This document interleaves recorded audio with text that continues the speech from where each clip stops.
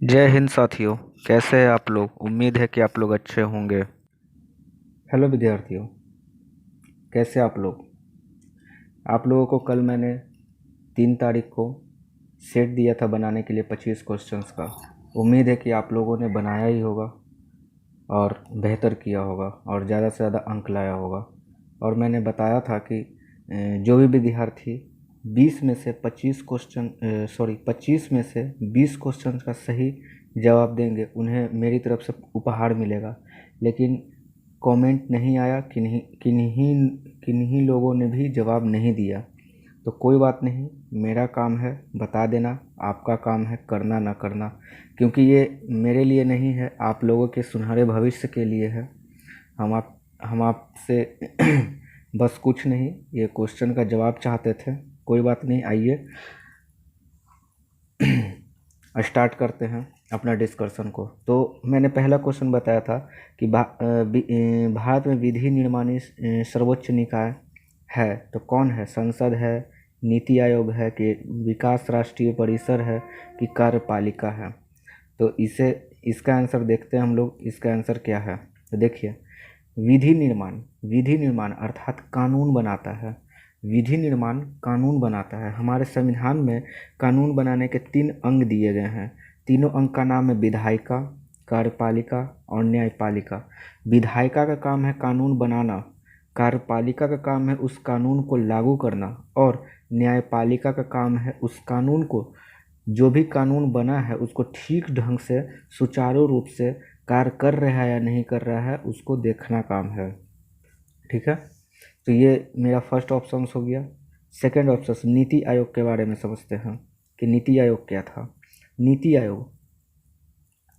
आयोग जो है कि जिसका गठन 1 जनवरी 2015 को नरेंद्र दामोदर दास मोदी द्वारा हुआ था।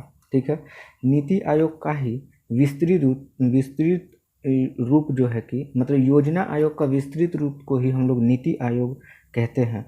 और इनके जो अध्यक्ष होते हैं हमेशा प्रधानमंत्री हैं होते हैं। जैसे हम अभी प्रेजेंट का बात करें तो इसके अध्यक्ष नरेंद्र दामोदर दास मोदी हैं, क्योंकि जो भी इस देश के प्रधानमंत्री हो गए वो ऑटोमेटिकली जो है कि योजना आयोग के अर्थात नीति आयोग के सदस्य हो जाएंगे, मतलब अध्यक्ष हो जाएंगे। अच्छा, अब इसके उपाध्यक्ष कौन है? तो डॉक्टर राजीव कुमार इसके उपाध्यक्ष हैं, और सीईओ हैं, चीफ एग्जीक्यूटिव हैं श्री अमिताभ कांत इस नीति आयोग के चीफ एग्जीक्यूटिव है। नीति आयोग का फुल फॉर्म क्या होता है? National institute of transforming India.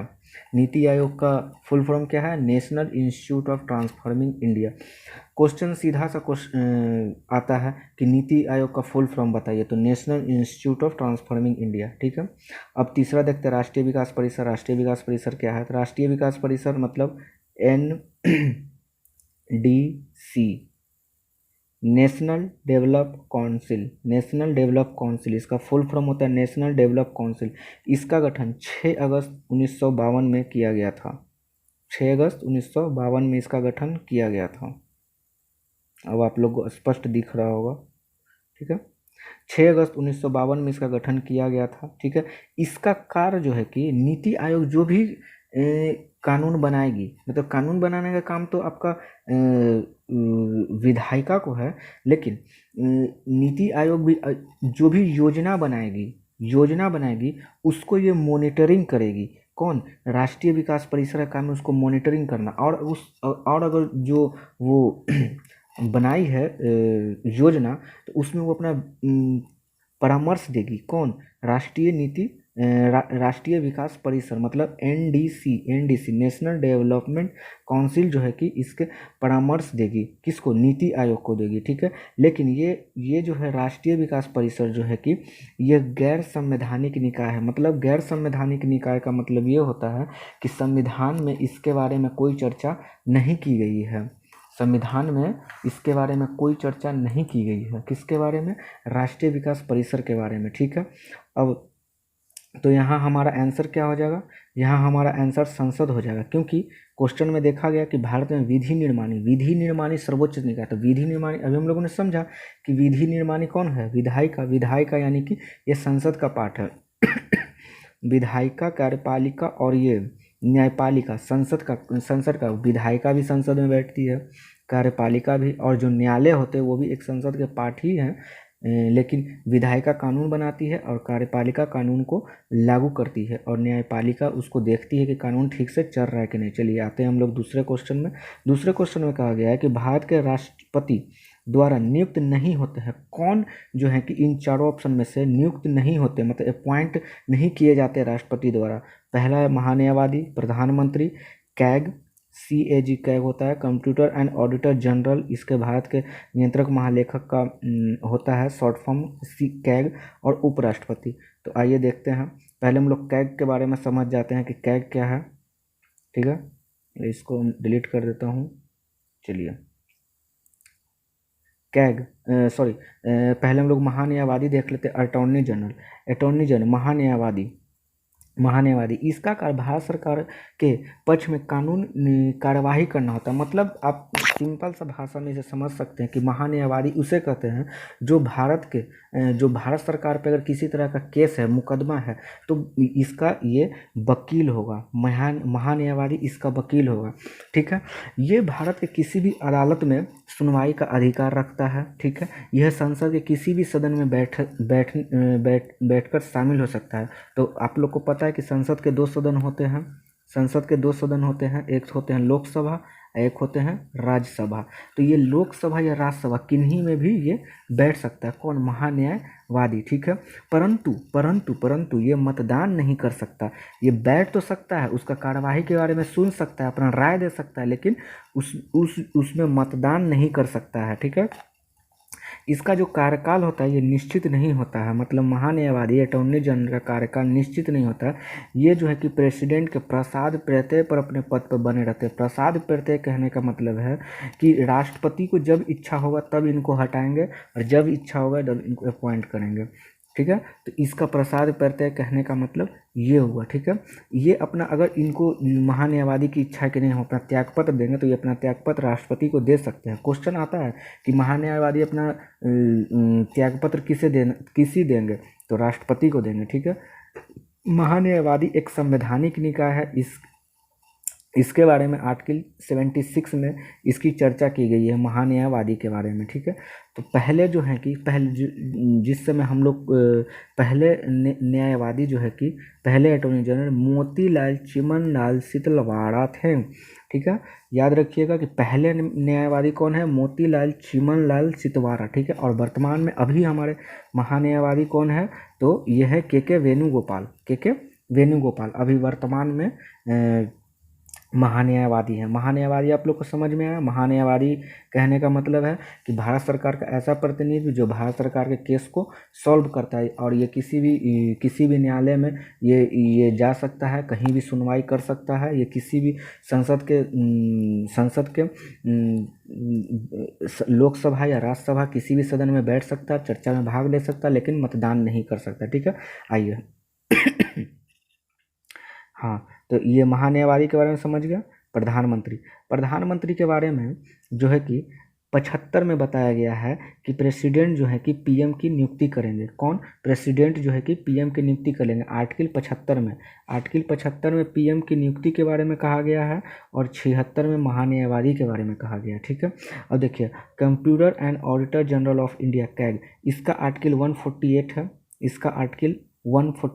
148 है। ठीक है, इसका कार्य जो है कि ये क्या करता है, computer and auditor general of India क्या करता है, इसका कार्य है कि कोई भी केंद्र सरकार हो या राज्य सरकार हो या किसी निजी संस्था का कंपनी का जो है कि ये ऑडिट करता है।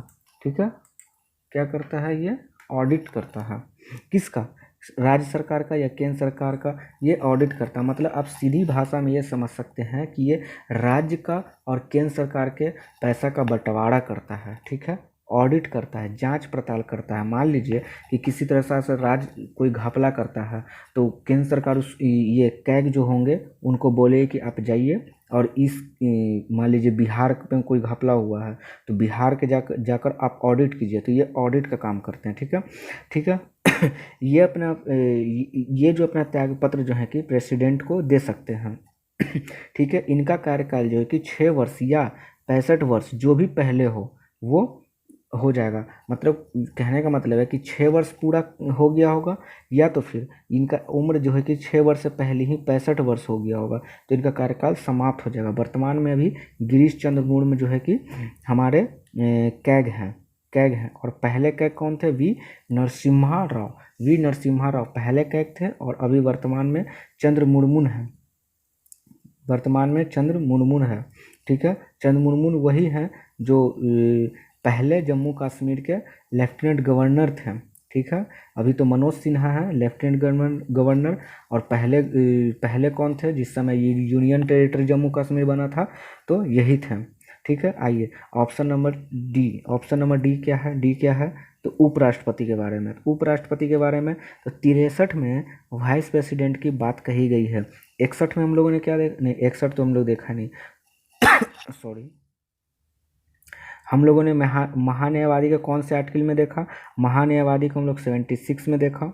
76 में महान्यायवादी के बारे में देखा, और 75 में जो है कि हम लोगों ने पीएम को देखा। ठीक है, अब आइए, अब आगे हम लोग देखते हैं 63 में जो है कि 63 में वाइस प्रेसिडेंट की बात कही गई है। अब वाइस प्रेसिडेंट जो है कि मतलब उप राष्ट्रपति जो है कि ये पदेन सभापति होता है। मतलब ये उपराष्ट्रपति का ऐसा कोई पोस्ट नहीं है। ठीक है, लेकिन जो सभापति होते हैं वो अपने आप ही उपराष्ट्रपति हो जाते हैं। ठीक है, इसी रूप में अपना वेतन भी पाते हैं और भत्ता भी पाते हैं। किस रूप में? सभापति के, मतलब जो राज्यसभा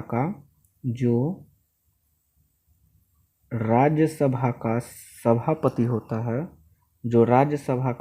सभापति होता है, वो अपने आप ही भारत का वाइस प्रेसिडेंट हो जाता है। ठीक है, और इसी रूप में सभापति के ही रूप में अपना वेतन और भत्ता भी पाता है। ठीक है, अब देखिए, अब अगर ये जो है कि वाइस प्रेसिडेंट जो है कि एक्टिंग प्रेसिडेंट के रूप में 6 महीने तक ही रह सकते हैं। एक्टिंग प्रेसिडेंट के रूप में ये 6 महीने तक ही रह सकते हैं। अधिकतम सीमा तक वाइस प्रेसिडेंट के रूप में अधिकतम 6 महीने तक ही रह सकते हैं। यहाँ पे मिस्टेक हो गया, लिखा नहीं गया, लेकिन आप लोग याद रखिएगा, आप अपना नोट कर लीजिएगा कि 6 महीने तक ही ये रह सकते हैं एक्टिंग प्रेसिडेंट। अब हम एक्टिंग प्रेसिडेंट के बारे में आपको बताते हैं। मतलब कार्यवाहक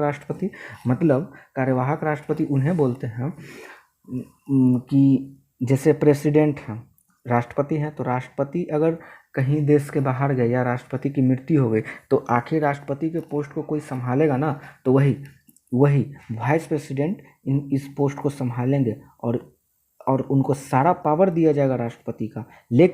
लेकिन कंडीशन ये है कि 6 महीने के अंदर अंदर राष्ट्रपति के पोस्ट को भर लिया जाना चाहिए। तो इसका कहने का मतलब ये हुआ कि जो भी वाइस प्रेसिडेंट होंगे वो अधिकतम 6 महीना तक ही राष्ट्रपति के पद पर बने रह सकते हैं। मतलब एक्टिंग प्रेसिडेंट बने रह सकते हैं 6 महीने तक ही। ठीक है, तो देखिए ये हमारा आंसर कौन सा हो जाएगा? इनमें कौन सा नियुक्त नहीं करते हैं? तो ये उपराष्ट्रपति को ये राष्ट्रपति जो है कि नियुक्त नहीं करते हैं। ठीक है, ओके, चलिए आइए तीसरा हम लोग देखते हैं। हम लोग तीसरा नंबर देखते हैं, किस संशोधन द्वारा पंचायत को संवैधानिक दर्जा दिया गया है? देखिए इसका आंसर क्या हो जाएगा? 73। देखिए पहले हम लोग देखते थे 52वां संविधान संशोधन, क्योंकि 52 है, 61 है, 63 है और 103 है। बारी बारी से चारों देख लेते हैं। 52वां संविधान संशोधन 1985 के द्वारा दल बदल के कानून को बारे में बताया गया। दल बदल कानून उसे कहते हैं ये 10वीं अनुसूची में है, शेड्यूल 10 में है। और 52वां संविधान संशोधन 1948 द्वारा ये प्रावधान लाया गया कि दल बदल कानून को 52वां संविधान संशोधन 1985 द्वारा लाया गया और 10वीं अनुसूची में जोड़ा गया। ठीक है, अनुसूची पहले हम लोग का 8 था, फिर 8 से बढ़ाकर अभी प्रेजेंट में 12 अनुसूची है। ठीक है, लेकिन ये है 10वां अनुसूची के बाद दल बदल के बारे में क्वेश्चन आता है कि दल बदल का कानून किस अनुसूची में है? तो 10वां अनुसूची में है। ठीक है, दल बदल कानून उसे कहते हैं कि अगर इलेक्शन में कोई नेता जो है कि अपने सीट से जीतता है और वो पार्टी बदल के दूसरे सीट में चला जाता है, तो ये हो गया दल बदल। तो वो जो जीता है उसकी वैधता नहीं मानी जाएगी। वो मान लीजिए कि अगर कोई बीजेपी से जीता है बीजेपी से जीता है और वो फिर कांग्रेस में चला जाता है, तो यहाँ से जो जीता है तो वो कांग्रेस में जाने के बाद ख़त्म हो जाएगा, यानी यही कहा गया कि आप दल नहीं बदल सकते हैं, तो इसी का नाम दिया गया दल बदल कानून। ठीक है, अब देखिए 61वां संविधान संशोधन 1989 के द्वारा 326 आर्टिकल जोड़ा गया, जिसमें 21 से 18 उम्र मतदान के लिए 21 से 18 उम्र किया गया। कहने का मेरा मतलब ये है कि पहले उम्र 21 था, मतदान करने के लिए 21 उम्र निर्धारित किया गया था, लेकिन 61वां संविधान संशोधन 1989 के द्वारा एक आर्टिकल जोड़ा गया, 326 जोड़ा गया, और इसमें कहा गया कि अब उम्र 21 से घटाकर 18 कर दी जाएगी, मतलब 18 साल के 18 साल के व्यक्ति भी जो है कि मतदान दे सकते हैं। कौन से आर्टिकल के तहत? तो 61वां आर्टिकल के तहत। क्वेश्चन डायरेक्ट आता है कि 21 से घटाकर 18 मतदान की आयु कर दी गई है, कौन से आर्टिकल के तहत? तो 61वां संविधान संशोधन के तहत और आर्टिकल 326। ठीक है, अब 73वां संविधान संशोधन हम लोग देखते हैं। तो 73वां संविधान संशोधन 1992 द्वारा पंचायत को लाया गया, और इसी संविधान के द्वारा भाग 9 को जोड़ा गया। भाग 9 को जोड़ा गया जो कि पंचायत से संबंधित प्रावधान को बतलाता है, मतलब पंचायत में क्या क्या प्रावधान होना चाहिए उसको बतलाता है। कौन? ये पंचायत 73वां संविधान संशोधन, कौन? भाग 9 के द्वारा। ठीक है, और इसी संशोधन के द्वारा अनुच्छेद 11 लाया गया। मैंने आपको बताया कि पहले अनुच्छेद 8 था, अब अनुच्छेद हो गया है 12, तो 10 तो हम लोग पढ़ लिए। ठीक है, 11 अभी आप भूल जाइए कि 11 कुछ है, और आप 12 देखिए। ठीक है, तो 11 में बताया गया कि 11 ही अनुच्छेद 11 में अनुच्छेद 11 को लाया गया, और इसमें 29 विषय है। तो अभी हम लोगों ने कितना अनुच्छेद पढ़ लिया? 10 और 11 और 12 समझ लीजिए। 12 नगर पालिका के बारे में बताता है, 11 जो है कि पंचायत के बारे में बतलाएगा, और 12 नगर पालिका के बारे में बताएगा। ठीक है, ओके। चलिए, अब 103वां संविधान संशोधन जनवरी 2019 से लागू किया, जिसमें जनरल कैटेगरी के आर्थिक रूप से कमजोर व्यक्ति को 10% आरक्षण की बात कही गई है।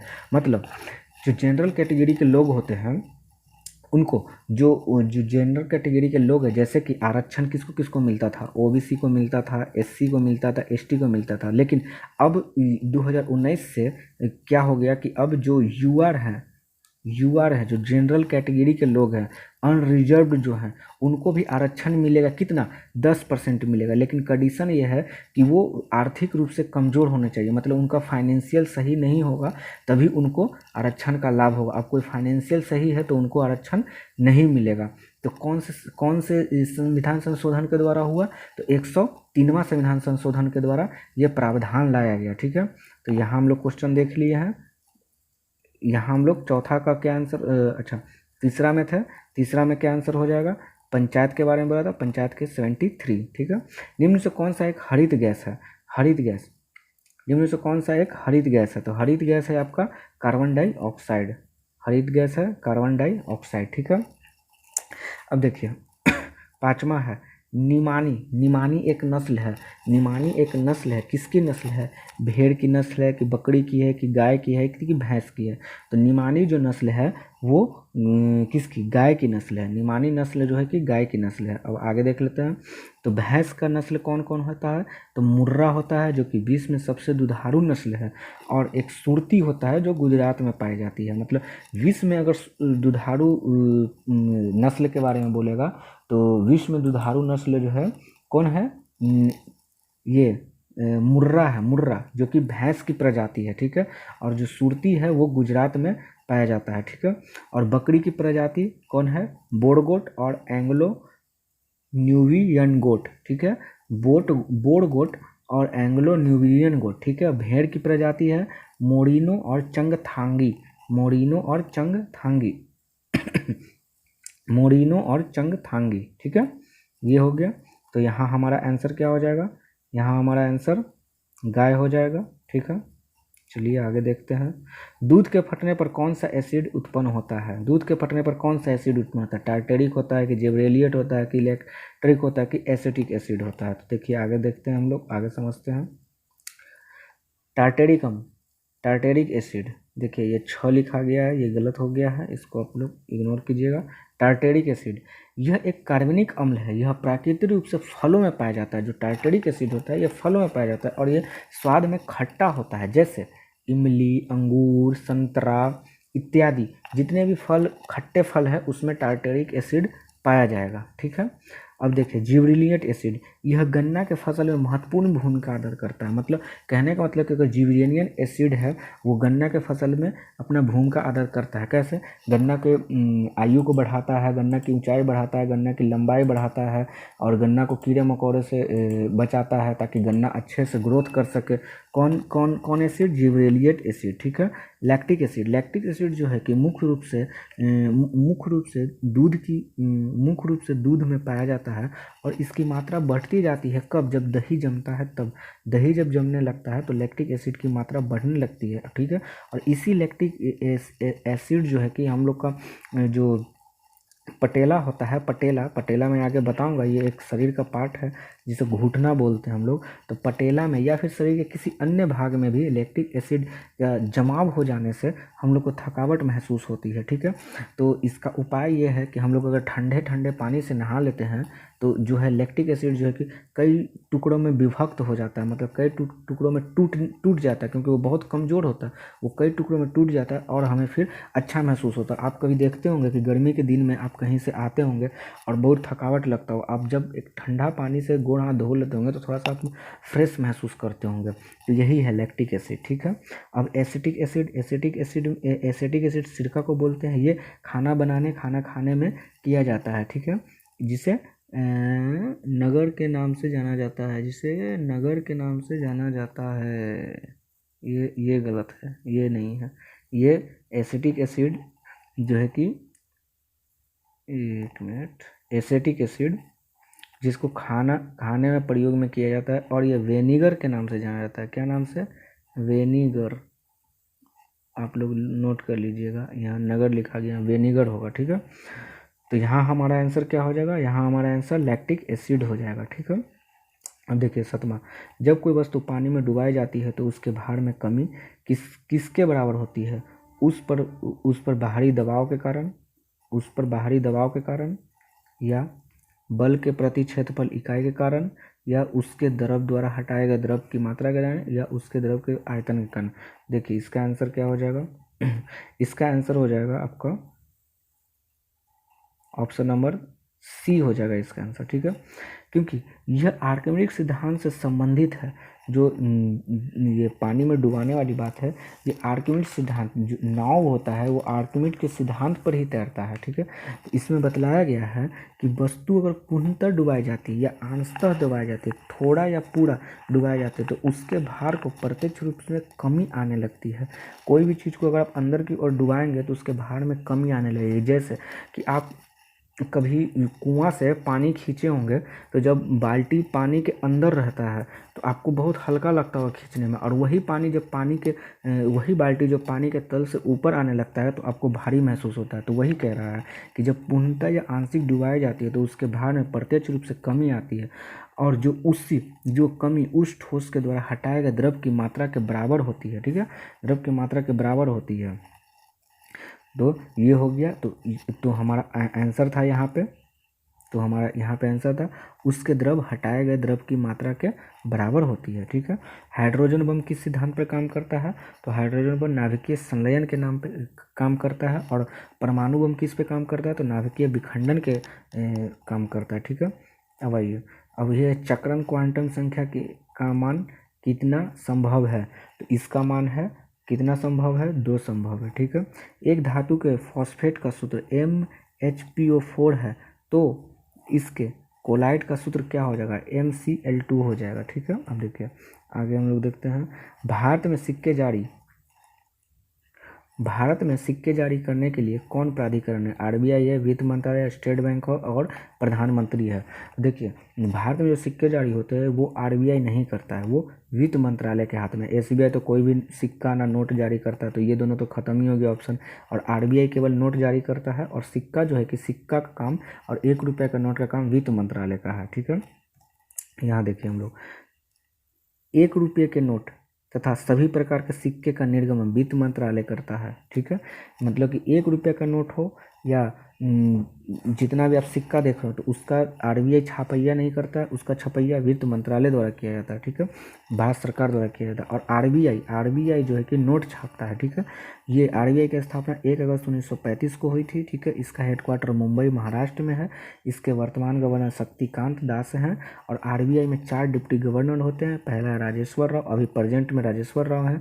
माइकल पात्रा हैं जो हाल ही में अपॉइंट किए गए, न्यूली अपॉइंटेड है। और एम के जैन हैं और बी के कनगू हैं, ठीक है। और आरबीआई के 4 प्रिंटिंग प्रेस हैं। आरबीआई के 4 प्रिंटिंग प्रेस है जहाँ पे नोट छपाया जाता है। तो 4 प्रिंटिंग कौन सा है? एक है नासिक में, दूसरा है देवास में, तीसरा है मैसूर में और चौथा है सालबोसी में। अक्सर क्वेश्चन आता है कि आरबीआई का प्रिंटिंग प्रेस कहाँ है। तो 4 ऑप्शन कुछ भी आपको दे देगा, इसमें से एक सही दे देगा और आपको बताना रहता है। तो कौन कौन हो गया? नासिक, देवास, मैसूर और सालबोसी। नासिक, देवास, मैसूर, सालबोसी, एकदम रट लीजिए, नासिक, देवास, मैसूर, सालबोसी, ठीक है। अब एसबीआई के बारे में लोग समझते हैं। एसबीआई का हेडक्वार्टर मुंबई में है। एसबीआई का टैगलाइन है हर भारतीयों का बैंक। एसबीआई का टैगलाइन है हर भारतीयों का बैंक। कभी कभी क्वेश्चन में आ जाता है कि किसी बैंक का आपका टैगलाइन दे देगा कि फलना बैंक का टैगलाइन बताइए। तो यहाँ एसबीआई का बैंक का टैगलाइन है हम भारतीयों का बैंक है, ठीक है। एसबीआई के चेयरपर्सन है देवेंद्र कुमार खाड़ा, ठीक है। तो यहाँ हमारा आंसर क्या हो जाएगा? यहाँ हमारा आंसर वित्त मंत्रालय हो जाएगा, ठीक है। समुदाय के स्वास्थ्य का पता चलता है। समुदाय मतलब क्या होता है? समुदाय मतलब एक कम्युनिटी होता है, मतलब मानव जाति का एक समुदाय। हम लोग बोलते हैं ना कि ये समुदाय है, तो हम लोग का मानव जाति का एक समुदाय है। तो इसका स्वास्थ्य का पता कैसे चलेगा? जन्म दर से नहीं, जन्म दर से नहीं चलेगा। शिशु मृत्यु दर से नहीं, शिशु मृत्यु दर से नहीं चलेगा। माता मृत्यु दर से नहीं, ये चलेगा मृत्यु दर से। कितना आदमी मर रहा है उसके अनुसार से हम इसका स्वास्थ्य का पता लगाएंगे। अगर कम आदमी मरेगा, अगर कहने का मतलब अगर कम आदमी मरेगा तो हमें पता लगेगा कि हाँ भाई हम लोग का स्वास्थ्य जो है कि हेल्थ सही है। और अगर ज़्यादा आदमी की मृत्यु हो रही है तो लगेगा कि जो है कि हेल्थ जो है कि गड़बड़ है, इसीलिए मृत्यु हो रही है। कि जन्म से इसका कोई मतलब, अरे जन्म ले रहे तो उसमें क्या, उसमें स्वास्थ्य का क्या मतलब है? जन्म ले रहे हैं तो कोई मतलब नहीं है। शिशु मृत्यु दर से भी नहीं, मेनली है मतलब मृत्यु दर से, कितना आदमी मर रहा है। तो यानी कि अगर मर रहा है तो मरने का एक ही रीज़न होता है, या तो आपका हेल्थ ख़राब है या आपका प्राकृतिक कोई इशू है। तो अधिकतर हेल्थ ख़राब होता है तभी मरता है। तो मृत्यु दर से हम लोग का पता चलता है, समुदाय का स्वास्थ्य का पता चलता है मृत्यु दर से, ठीक है। आइए 13 नंबर क्वेश्चन। गर्म रेगिस्तानों में तथा उसके चारों ओर पवन धूल से बनने वाली मृदा को क्या कहते हैं? गर्म रेगिस्तानों तथा उसके चारों ओर पवन से धूल मृदा को कहते हैं हम लोग लोएस। आगे देखते हैं हम लोग इसमें समझते हैं लोएस मुद्रा कहते हैं, ठीक है। देखिए पहला हमारा ऑप्शन था पांसु मुद्रा। पांसु मुद्रा किसे कहते हैं ये समझ लेते हैं। देखिए यहाँ टाइपिंग मिस्टेक है, मुद्रा को लिखा गया है मुद्रा लिखने के लिए लिखा गया मुद्रा, ठीक है। तो आप लोग ध्यान दीजिएगा, ठीक है। चलिए आइए, तो पांसु मुद्रा किसे कहते हैं? ये जो मिट्टी होती है ये पर्याप्त वर्षा वाले क्षेत्र में मिलते हैं।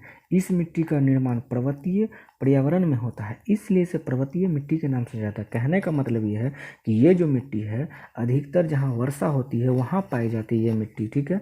और अधिकतर वर्षा होती है, पर्वतों के ढाल से ढलकती है, तो इसे पर्वतीय मिट्टी के नाम से जाना जाता है, ठीक है। दूसरा ऑप्शन था हमारा डोमेट मिट्टी। यह फसल के लिए अत्यंत उपजाऊ होती है। यह अपने कुल भार का 50% जो है कि पानी की क्षमता को रोक सकती है। इसी कारण से पोषण पदार्थों की मात्रा भी अधिक होती है। अब आपका प्रश्न आएगा कि ये अगर पानी रोक रही तो इसमें कैसे ये पोषण पदार्थ हो गया? तो इस सेंस में मैं इस बोल रहा हूँ कि ये पोषण पदार्थ है, क्योंकि ये उपजाऊ इस मामले में है कि अगर आप सोचिए कहीं से ये नदी चलते आ रही है, मान लीजिए ये नदी चलती आ रही और ये अपने साथ ढेर सारी कंकड़ पत्थर लाते जा रही और यहाँ आके जमा हो गई, यहाँ आके क्या हो गई? जमा हो गई। तो अब जितना भी पर्वत के ढलान पे से जो भी पानी के साथ जो भी खाद वगैरह सब आते हैं, तो ये आके अगर यहाँ डक्ट हो जाते हैं तो ये मिट्टी अपने आप उपजाऊ हो जाए, क्योंकि मिट्टी में बहुत सारे पदार्थ पाए जाते हैं जो कि मिट्टी को उपजाऊ बनाते हैं। और ये चीज़ जो है कि पर्वतों के ढलान से हम लोग को मिलते जाते हैं। छोटे छोटे कण होते हैं, बहुत सारे चीज़ होते हैं, और ये आके अगर यहाँ डक्ट कर देते हैं तो ये मिट्टी उपजाऊ हो जाती है। तो वही यहाँ पे बोल रहा है कि दोमट मिट्टी जो है कि बहुत अत्यंत उपजाऊ होते हैं, क्योंकि ये अपने आप को पानी 50% पानी को रोक सकते हैं। ठीक है। बलुई मिट्टी, सी ऑप्शन। बलुई मिट्टी क्या है? ये कृषि के लिए अनुकूल है, ये कृषि के लिए आदर्श मिट्टी मानी जाती है। बलुई मिट्टी गाद, बालू और चिकनी मिट्टी के अलग होने से भिन्न भिन्न प्रकार के बलुई मिट्टी का निर्माण होता है, जैसे बलुई, दोमट, सिलिका दोमट इत्यादि। ठीक है। लोएस मिट्टी, लोएस मिट्टी के बारे में भी हम लोग जाने कि इसका निर्माण उस समय होता है जब पवन हवा के साथ अपनी मिली हुई धूल नीचे बैठाकर एक साथ बड़े पैमाने पर जमा यानी नीचे पहुंच जाती है, तो इसका निर्माण होता है, उसको लोएस उसे लोएस मिट्टी कहते हैं। और सबसे बड़ा और संसार का सबसे बड़ा लोएस का मैदान उत्तरी चीन में पाया जाता है। ठीक है। उत्तरी चीन में पाया जाता है। चलिए 14 नंबर क्वेश्चन देखिए। 14 नंबर में क्या है? 14 नंबर 13 हो गया, एक मिनट रुक जाइए। हाँ जी 13 हो गया। 14 में आइए। 14 में क्या कह रहा है कि प्लूटो को किस वर्ष प्लूटो को उसकी पूर्व की ग्रह के परावजी से परान्वित कर दिया गया? तो यानी कब उसको ग्रह की श्रेणी से हटा दिया गया? तो बी ऑप्शन 2006 में हटा दिया गया। अब कहने का मतलब ये है कि जब हम लोग बच्चे थे तो पढ़ते थे कि 9 ग्रह हैं। ठीक है। लेकिन अभी प्रेजेंट में हम लोग 8 ही ग्रह के बारे में पढ़ते हैं। क्यों? क्योंकि ये जो प्लूटो था ये पहले ग्रह की श्रेणी में था, लेकिन इसको ग्रह की श्रेणी से हटा दिया गया। इसको हटा क्यों दिया गया ये समझते हैं। देखिए इसको हटा इसलिए दिया गया, अगर ये हम सूर्य ये है, ठीक है, और ये सब ग्रह है, मान लीजिए ये सब ग्रह है, तो ये जो है कि इसके चक्कर काट रहे हैं, सूर्य इसके चक्कर काट रहा है, ये ऐसे ऐसे ऐसे ऐसे सब चक्कर काट रहा है। ठीक है। और ये प्लूटो जो था कि और ये जो जितने भी ग्रह हैं, पृथ्वी है, बृहस्पति है, मंगल है, बुध है, शनि, अरुण, वरुण है, जितने भी ग्रह हैं ये अपने अक्ष पे ऐसे ऐसे घूमते रहते थे, ऐसे ऐसे घूमते थे। लेकिन प्लूटो जो है कि इसके अक्ष को काटता था, इसके अक्ष को काटता था, इसीलिए इसको ग्रह की श्रेणी से हटा दिया गया है। और इसका दूसरा रीजन और क्या है? इसका दूसरा रीजन प्लूटो को हटाने का ये भी कारण है क्योंकि ये अत्यंत छोटा था, ये अत्यंत छोटा था, जो ग्रह का साइज होना चाहिए उससे भी बहुत छोटा था, इसीलिए इसको ग्रह की श्रेणी से हटा दिया गया है। ठीक है।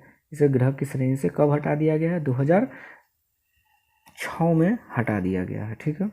अब आइए, भारत में सबसे लंबा नदी पुल कहाँ है? तो भारत में सबसे लंबा नदी पुल बिहार में है।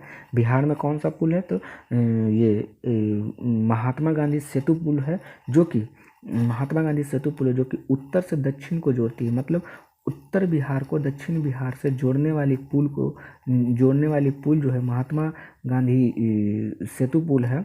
ठीक है। जो कि गंगा नदी पे बना है। ठीक है। और ये भारत का सबसे लंबा पुल है। ठीक है। अब आइए आगे देखते हैं। मेघालय की गारो पहाड़ी निम्नलिखित में से किस फसल उत्पादन के लिए जानी जाती है? मेघालय की गारो पहाड़ी किसके उत्पादन के लिए जानी जाती है? संतरा, केसर, सेब, रबर। तो ये उत्पादन संतरा के लिए जानी जाती है। देखिए ये उत्पादन जो है कि संतरा के लिए जानी जाती है। ठीक है। देखिए जम्मू कश्मीर में केसर का उत्पादन होता है, ये आप लोग जानते हैं। ठीक है। जम्मू कश्मीर को 31 अक्टूबर 1919 को यूनियन टेरिटरी बना दिया गया और इसके गवर्नर जो है कि ये मनोज सिन्हा को बनाया गया। ठीक है। सेब जो है कि जम्मू कश्मीर का बड़ा उत्पादक राज्य है। सेब जो है कि जम्मू कश्मीर का बड़ा उत्पादक राज्य है, परंतु प्रमुख उत्पादक जो है कि हिमाचल प्रदेश और उत्तराखंड है, इसलिए हिमाचल प्रदेश को एप्पल ऑफ द इंडिया कहा जाता है। एप्पल ऑफ द इंडिया किसको कहा जाता है? हिमाचल प्रदेश को कहा जाता है। क्वेश्चन आता है कि एप्पल ऑफ द इंडिया किसे कहा जाता है? हिमाचल प्रदेश को कहा जाता है। ठीक है। तो यहाँ पे आंसर क्या हो जाएगा? यहाँ पे आंसर संतरा हो जाएगा। ठीक है। क्योंकि गारो पहाड़ी पे जो है कि उत्पादन की जाती है सबसे ज़्यादा संतरा की। ठीक है। फिर क्वेश्चन 17वां नंबर क्वेश्चन है कि हिट रिफ्रेशर पुस्तक के लेखक कौन है? अरविंद सुब्रमण्यम है, सत्या नंडेला है, नरेंद्र मोदी है, या फिर रघुराम राजन है। तो हिट रिफ्रेशर के रचयिता जो है कि ये हैं सत्यनारायण नंडेला है। ठीक है। सत्यनारायण नंडेला है। लेकिन उससे पहले हम लोग ऑप्शन नंबर ए देख लेते हैं, अरविंद सुब्रमण्यम जो है कि मुख्य आर्थिक सलाहकार थे, जो जून 2020 तक रहे। मतलब इनका कार्य जो है कि कार्यकाल जो है कि 2018 तक ही रहा। ये मुख्य आर्थिक सलाहकार था, मतलब इकोनॉमी के बारे में ये बताते थे। इकोनॉमिक्स से जो भी संबंधित बात होती थी इनको ये बतलाते थे। कौन? अरविंद सुब्रमण्यम, ठीक है। अच्छा, अब हम लोग देखते हैं बी ऑप्शन सत्य नंडेला के बारे में। तो इनका पूरा नाम सत्यनारायण नंडेला है, जिनका जन्म हैदराबाद में 19 अगस्त 1967 को हुआ है। ये जो है कि प्रेजेंट टाइम में माइक्रोसॉफ्ट के सीईओ हैं, सीईओ हैं, ठीक है। और ये जो बुक है, कौन बुक है? तो ये हिट रिफ्रेशर बुक जो है कि सत्य नंडेला ने ही लिखा है, ठीक है। और इसे पब्लिश कौन किया है? तो इसे पब्लिश किया है हार्पर कॉलम्स जो है कि पब्लिकेशन है, वो इसको पब्लिक किया है। पब्लिकेशन मतलब अगर आप आप अपना अगर बुक निकालना चाहते हैं तो कोई आपको पब्लिकेशन की ज़रूरत पड़ेगी। जैसे फिल्म निकालने के लिए कोई प्रोड्यूसर की ज़रूरत पड़ती है। फिल्म तो कोई भी बना लेता है, लेकिन अगर प्रोड्यूसर नहीं है, क्योंकि प्रोड्यूसर पैसा लगाता है उस फिल्म पे, ठीक है। तो वही होता है पब्लिकेशन जो है कि अपने पैसे से इस बुक को छापती है और उसके बाद पब्लिश होता है, तो ये अपना अपना हिस्सा बांट लेती है, ठीक है। आइए अब हम लोग क्वेश्चन 18 देखते हैं। एस भास्करन निम्न में से किस खेल से संबंधित है? बॉडी बिल्डिंग, मुक्केबाजी, बेसबॉल या घुड़सवारी? तो एस भास्करन जो है कि बॉडी बिल्डिंग से संबंधित है। एस भास्करन बॉडी बिल्डिंग से संबंधित है, ठीक है। बेसबॉल के परिसर को डायमंड कहा जाता है, ठीक है। मुक्केबाजी के परिसर को रिंग कहते हैं। और ओलंपिक में मुक्केबाजी को जो है कि ओलंपिक खेल में श्रेष्ठ प्रदर्शन एवं तकनीकी के लिए बेल वर्कर्स कप से नवाजा गया। बेल वर्कर कप प्रदान किया जाता है। मुक्केबाजी में ओलंपिक खेल में श्रेष्ठ प्रदर्शन के लिए बेल वर्कर्स कप प्रदान किया जाता है। घुड़सवारी के परिसर को एरिना कहते हैं, ठीक है। यहाँ तक क्लियर। 19 नंबर क्वेश्चन 19 नंबर में क्या है? अच्छा चलिए आइए 19 नंबर में सतरिया किस राज्य की नृत्य शैली है? सतरिया किस राज्य की नृत्य शैली है? असम की है, मणिपुर की है कि असम की है कि केरल की है कि आंध्र प्रदेश की है? तो अक्सर ये नृत्य से भी क्वेश्चन आ जाता है कि कौन सा नृत्य जो है कि किस राज्य का है, ठीक है। तो सतरिया जो है कि ये हमारा असम का नृत्य है। और आगे देख लेते हैं आगे कौन कौन से नृत्य कहाँ कहाँ के हैं, ठीक है। तो ये देखिए, आइए मणिपुर का शास्त्रीय नृत्य मणिपुरी है, ठीक है। यह नृत्य जो है कि वैष्णव प्रसंगों पर आधारित है, जिसमें राधा कृष्ण के प्रेम के बारे में बताया गया है। मतलब ये जो मणिपुर का शास्त्रीय नृत्य मणिपुरी नृत्य है, इसमें जो है कि वैष्णव संप्रदाय भगवान कृष्ण से संबंधित है, विष्णु से संबंधित है। तो इसी में बताया गया कि राधा और कृष्ण के प्रेम के बारे में बताया गया है, इसमें मणिपुर के शास्त्रीय नृत्य में, ठीक है। केरल का शास्त्रीय नृत्य है मोहिनी अट्टम है। और कुचिपुड़ी का आंध्र प्रदेश मतलब कहेगा कि कुचिपुड़ी किस राज्य का नृत्य है? तो आंध्र प्रदेश का नृत्य है। और मोहिनी अट्टम किस राज्य का है? तो केरल का है। और अभी हम लोग ने देखा कि सतरिया किसका है? तो असम का है, ठीक है। चारों ऑप्शन क्लियर। अब आइए 1857 से 1859 तक भारत प्रथम स्वतंत्रता संग्राम पुस्तक के लेखक कौन है? तो प्रथम स्वतंत्रता संग्राम के पुस्तक के लेखक कौन है? तो ऑप्शन है हमारा कार्ल मार्क्स एवं एफ एलगस, अंबिका मजुमदार, वीडी सावरकर या दादा भाई नौरोजी। तो देखते हैं इसका आंसर तो ये हो जाएगा कार्ल मार्क्स हो जाएगा, कार्ल मार्क्स एवं एफ एलगन्स हो जाएगा। लेकिन अब ये तीनों ऑप्शन के बारे में हम लोग देखते हैं तीनों ऑप्शन क्या कह रहा है। तो अंबिका चंद मजुमदार जो है कि नरम विचारों अर्थात नरम दल के नेता थे। ये कौन नेता थे? नरम नेता थे अंबिका चंद मजुमदार, ठीक है। इन्होंने 1916 के 32वां अधिवेशन जो कि लखनऊ में हुआ था, उसमें इनको अध्यक्षता बनाया गया। मतलब अध्यक्ष के लिए इनको चुना गया। कब? 1916 के 32वां अधिवेशन लखनऊ में जो हुआ था, इसमें चुना गया। और इसी अधिवेशन में जो है कि कांग्रेस और मुस्लिम लीग के बीच समझौता हुआ। तो क्वेश्चन आता है कि कांग्रेस और मुस्लिम के बीच समझौता किस अधिवेशन में हुआ? तो 32वां अधिवेशन में हुआ। कब हुआ? 1916 में हुआ। कहाँ हुआ? तो लखनऊ में हुआ। उस समय के अध्यक्ष कौन थे? तो अंबिका चरण मजुमदार थे उस समय के अध्यक्ष, जिस समय कांग्रेस और मुस्लिम लीग के बीच समझौता हुआ था, ठीक है। वीडी सावरकर जो है कि 1940 में अभिनव भारत संस्था की स्थापना की थी। अभिनव भारत संस्था की स्थापना किसने की थी? वीडी सावरकर ने की थी, ठीक है। इन्होंने स्वतंत्र भारत से संबंधित एक पुस्तक लिखी थी जिसका नाम बोर्ड ऑफ इंडियन इंडिपेंडेंस है। कौन सी पुस्तक लिखी है? बोर्ड ऑफ इंडियन इंडिपेंडेंस, ठीक है। दादा भाई नौरोजी जो कि 22वां अधिवेशन 1906 के कलकत्ता अधिवेशन में पहली बार स्वराज शब्द का प्रयोग किए थे। पहली बार स्वराज शब्द का प्रयोग कब किया गया था? तो कलकत्ता में किया गया था 1906 में, और 22वां अधिवेशन था किसने किया था? तो दादा भाई नौरोजी ने किया था। अब आइए 22 number question, 21 number, Ram Prasad Bismil का नाम किससे संबंधित है? मतलब जो राम प्रसाद बिस्मिल का जो नाम होता है तो किस केस के लिए जाना जाता है? कानपुर केस के लिए जाना जाता है, अलीगढ़ के लिए जाना जाता है, काकोड़ी के लिए जाना जाता है, या मेरठ के लिए जाना जाता है? तो इसका सही आंसर काकोड़ी होगा, ठीक है। काकोड़ी जो अक्टूबर 1925 में हुआ था, काकोड़ी कांड, ठीक है, उसमें इनका नाम जाना जाता है, ठीक है।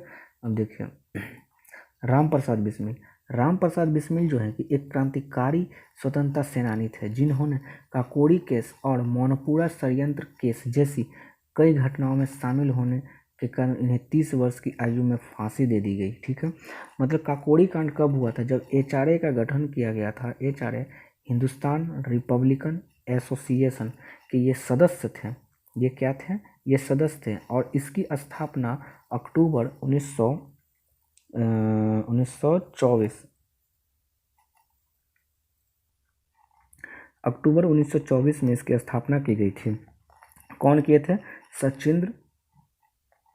सचिंद्र सान्याल जो है कि ये HRA की स्थापना किए थे। और ये जो राम प्रसाद बिस्मिल हैं, ये HRA के सदस्य थे। और ये काकोड़ी कांड जो 1925 में हुआ था इसमें इन्होंने भाग लिया था, और मौनपुरा जो है कि षड्यंत्र 1918 में भी इन्होंने भाग लिया था।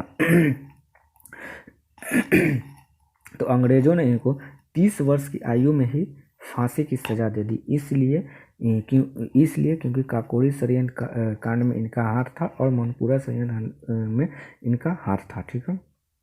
अब आइए 22 नंबर क्वेश्चन, निम्न से किस मुगल बादशाह द्वारा बुरहान उल मुल्क की उपाधि प्रदान की गई? बुरहान उल मुल्क की उपाधि प्रदान की गई किन है? तो शहादत खां को बुरहान उल मुल्क की उपाधि प्रदान की गई। शहादत खां जो है कि अवध को स्वतंत्र राज्य घोषित किया। इसकी घोषणा के समय मुगल बादशाह मोहम्मद शाह जो है कि कार्यकाल चला रहा था, ठीक है। मोहम्मद शाह को रंगीला बादशाह भी कहा जाता है। मोहम्मद शाह को क्या कहा जाता है? रंगीला बादशाह कहा जाता है, ठीक है। मोहम्मद शाह के ही शासनकाल में जो है कि नादिर शाह ने 1739 ईस्वी में आक्रमण किया था, और लगभग 70 करोड़ रुपया और शाहजहां द्वारा जो निर्मित था तख्ते ताउत शाहजहां द्वारा निर्मित तख्ते ताउत को भी ये नादिर शाह जो है कि ईरान लेकर चला गया, और कोहिनूर हीरा भी लेकर चला गया। नादिर शाह को ईरान का नेपोलियन कहा जाता है, ठीक है। तो क्वेश्चन आता है कि वह कौन सा मुगल शासक है जो कि अंतिम बार तख्ते ताउत पे बैठा था? तो कौन था? ये मोहम्मद शाह था, ठीक है, जो कि मुगल शासक था, ठीक है, मुगल शासक था। अब अहमद शाह अब्दाली जो है कि अहमद शाह अब्दाली नादिर शाह की जब मृत्यु हो जाती है तो ये अहमद शाह अब्दाली उसका प्रतिनिधित्व करता है, और वो ईरान का सुल्तान बनता है, और फिर वो भारत पर आक्रमण 1748 में करता है। और इस समय यहाँ का शासक मोहम्मद शाह का बेटा अहमद शाह होता है। मोहम्मद शाह का बेटा अहमद शाह होता है, और अहमद शाह के मतलब पीरियड में मुगल अर्थव्यवस्था इतना चौपट हो जाता है, मतलब इतना ख़राब हो जाता है कि इसको सैनिक को देने के लिए वेतन नहीं होता है, तो ये अपना शाही सामान को बेच के किसी तरह सैनिक को वेतन देता है, किसी तरह अपना राजपाट चलाता है। मतलब स्थिति बद से बदतर हो जाती है। इसके शासनकाल आते आते, अहमद शाह के शासनकाल आते आते मुगल काल की जो है कि स्थिति बद से बदतर हो जाती है, ठीक है। अब आइए 23 में हम लोग पहुँचते हैं। तो विख्यात सोम मंदिर को किसने नष्ट किया था? तो विख्यात सोम मंदिर को किसने नष्ट किया था? ऑप्शन है मोहम्मद शाह गोरी, सुल्तान महमूद, कुतुबुद्दीन ऐबक, या मोहम्मद बिन कासिम। देखिए इसका आंसर हो जाएगा इसका आंसर क्या हो जाएगा? सुल्तान महमूद हो जाएगा, ठीक है। कितना है? 23। देखिए पहला ऑप्शन मोहम्मद गौरी जो कि भारत में पहली बार हार का सामना उसको करना पड़ा। मोहम्मद गौरी जो है कि भारत में तो कभी नहीं हारा था, लेकिन वो पहली बार 1178 में हारा, जब वो गुजरात पे आक्रमण किया था। उस समय गुजरात पे भीम सेकंड का जो है कि राज चल रहा था, तो भीम सेकंड ने इसे मोहम्मद गौरी को हरा दिया। ठीक है, फिर उसके बाद कुछ दिन के बाद आया और फिर से मोहम्मद गौरी जो है कि अपना वर्चस्व जमा लिया, लेकिन फिर उसे हार का सामना करना पड़ा 1191 में, जब तराइन का प्रथम युद्ध हुआ था। तब पृथ्वीराज चौहान ने मोहम्मद गौरी को हराया। ठीक है, लेकिन मोहम्मद गौरी फिर भी हार नहीं माना, वो फिर से आक्रमण किया और 1192 में उसने फिर आक्रमण किया और पृथ्वीराज चौहान को बुरी तरह से हराया और जीत गया। फिर इसने तीसरा युद्ध चंद्रवरदाई का युद्ध लड़ा, जो कि कन्नौज के राजा जयचंद के बीच लड़ा था, और इस युद्ध में भी गौरी की विजय हुई। गौरी का दो सेनापति था, कुतुबुद्दीन ऐबक और बख्तियार खिलजी। कुतुबुद्दीन ऐबक वही है जो गुलाम वंश की स्थापना किया था, और बख्तियार खिलजी भी वही है जो नालंदा विश्वविद्यालय को जला डाला था। ठीक है, सी ऑप्शन। सुल्तान महमूद अर्थात मोहम्मद गजनवी का सबसे चर्चित आक्रमण 1925 था, जो कि सोमनाथ मंदिर जो सौराष्ट्र में पड़ता है, मतलब जो गुजरात में पड़ता है, उसको इसने लूट लिया था। ठीक है, और इसके साथ जो है कि 4 दरबारी आए थे। मोहम्मद गजनवी के साथ 4 दरबारी आए थे। अलबरूनी आए थे, फिरदौसी आए थे, उतवी आए थे और फर्की आए थे। अलबरूनी के बारे में कहा जाता है कि ये ऐसा मुस्लिम था जिसने पहली बार महाभारत को पढ़ा था। ठीक है, डी ऑप्शन क्या है कि भारत का पहला मुस्लिम आक्रमण 1712 ईस्वी में अरब निवासी मोहम्मद बिन कासिम के नेतृत्व में ही हुआ था। ठीक है, अब देखिए जैन धर्म के 23वें तीर्थंकर का प्रतीक चिन्ह क्या है? जैन धर्म के 23वें तीर्थंकर का प्रतीक चिन्ह क्या है? तो इनका प्रतीक चिन्ह क्या है? तो इनका प्रतीक चिन्ह है हिरण। ठीक है, जैन धर्म के तीसरे का क्या है? हिरण है। ठीक है, कुरु जो है कि एक महाजनपद की राजधानी है। ये कहाँ पे है? तो कुरु पड़ता है आपका हाटक, हाटक में। कुरु की राजधानी कहाँ है? हाटक में। चलिए दोस्तों, टाइम बहुत हो चुका है। ठीक है, अब मैं सॉरी कुरु का हाटक नहीं होगा, कुरु का इंद्रप्रस्थ होगा। कुरु का इंद्रप्रस्थ होगा, और ये हाटक जो है कि कंबोज का होता है। कंबोज का हो जाएगा हाटक, कुशावती का हो जाएगा मल्ल, और विराटनगर का हो जाएगा मत्स्य। ठीक है, क्लियर? चलो ठीक है, तो ओके, थैंक यू। आप लोग इसे देखिएगा और इसे रिवीजन कीजिएगा, और हो सके तो इसको सब्सक्राइब और शेयर लाइक कीजिएगा, ताकि वीडियो और भी लोगों को लाभ मिल सके इस वीडियो का। Okay, thank you. जय हिंद।